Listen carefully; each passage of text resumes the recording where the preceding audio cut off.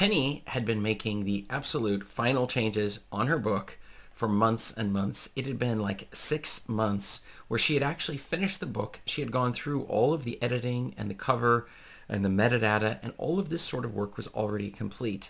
But at this point, she just had a few more changes that needed to be made. Just a last change, which she continued to do month after month, making additional last changes and still never publishing her books. After all, the book would be better with just a few more changes, right? Well, not so much. And that's why in today's video, we are going to discuss things to know before you publish on Amazon Kindle. This is Chris Baird from selfpublishingmadeeasynow.com, where self-publishing doesn't have to be so hard.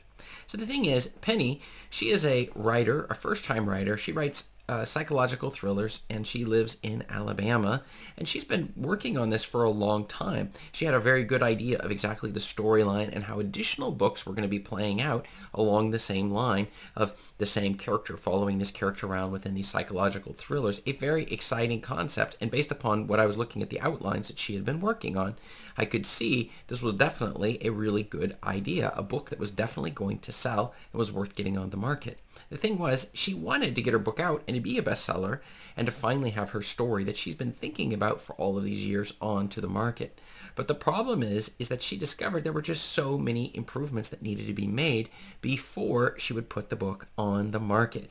And this is a common problem that so many people have. Because after all, if I just make a few more changes, it will be better, right?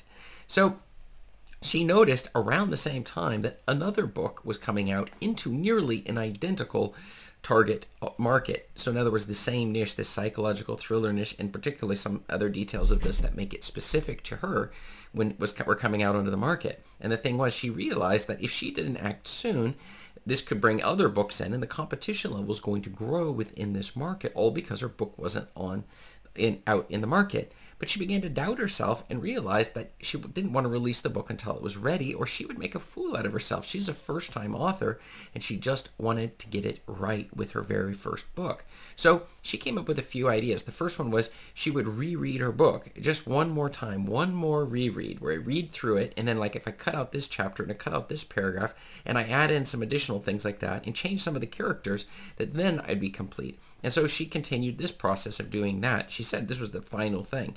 But in reality, it really wasn't. She was continuing to go on with this whole correction thing. The next thing was she saw that her cover was terrible. Now, I can tell you her cover was fine. There was nothing wrong with the cover, but she decided, I need to redo the cover. The cover is not going to sell at all. It's not going to work for my particular book. So she orders a new cover. But when the new cover comes, it's another thing. And so we continue this exact same process over and over and over. That is, at least until what happens is she was reading my blog, and she noticed I was doing free discovery sessions, which I still do, and she booked a session where we're able to look at her book, her exact situation, and break it down as to what is the next step. And so there were a number of things that she had to understand before publishing her book, things that are important and things that are not important. The first thing is you're going to make mistakes. And this is something that no matter who you are, when it's your very first book, in fact, your very first anything, your very first game of chess, your very first garden, you're going to make mistakes.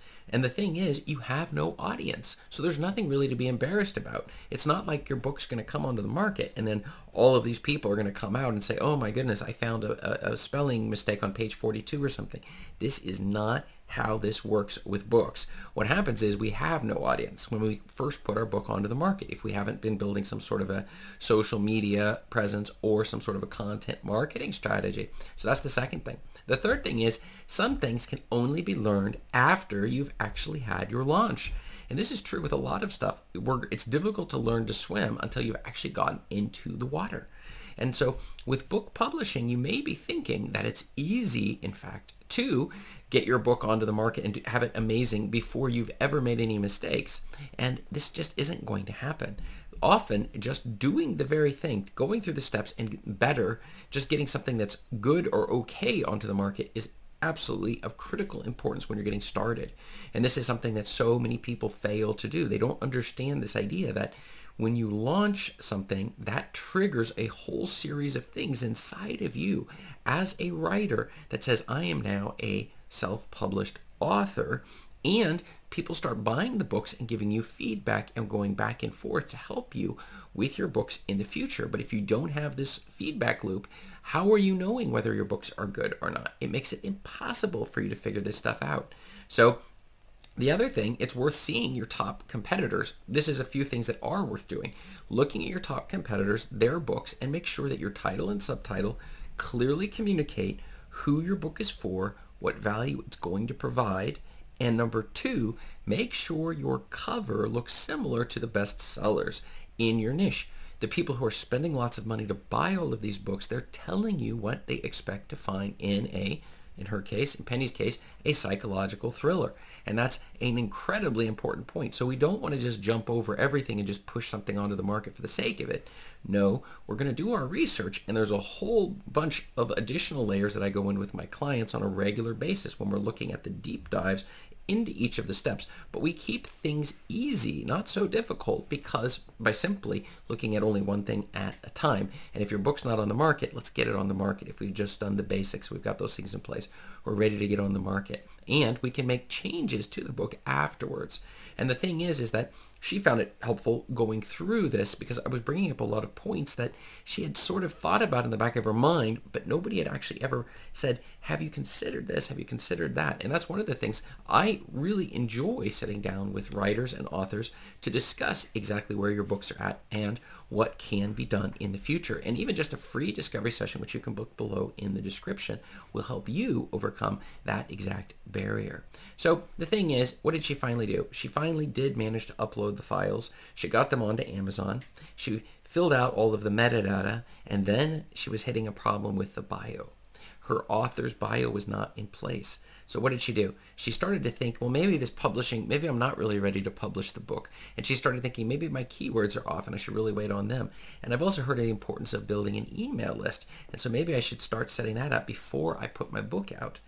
And she then realized, wait, I'm doing it again. This exact same thing, which is trying to make everything perfect, which is just going to delay the release of the book.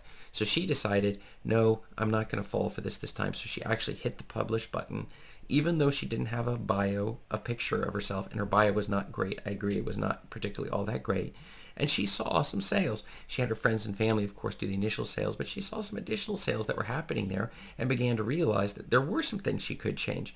But the beauty of, on the other side, after we've hit the publish button on Amazon, we realize something very important.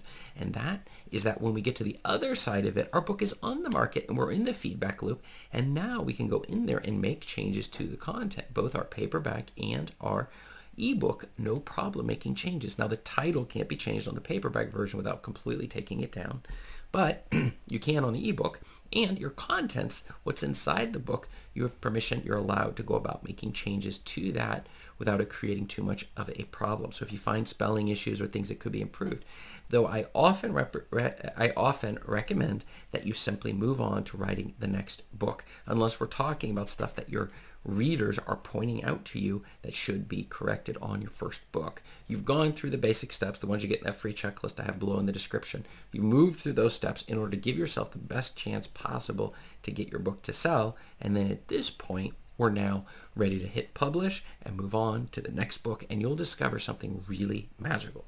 And that it is that each book you put on the market is going to get better and better. You learn so much just by acting, and you start to learn a lot of the different things, including when we're talking about Amazon KDP.